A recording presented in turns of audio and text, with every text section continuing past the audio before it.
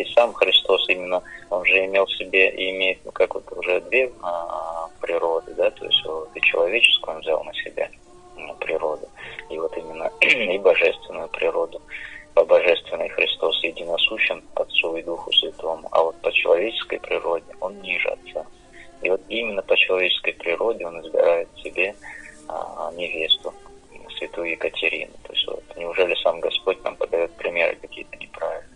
Нет, он именно по человеческой природе исполняет все то, что сам и создал, понимаете? Он исполняет тот закон, который должен быть, который он сочетал в Адаме и Еве. То есть, понимаете? А Христос называется новый Адам.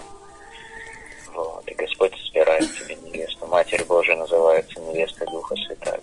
Это все учение церкви, просто оно тайное такое. Вот.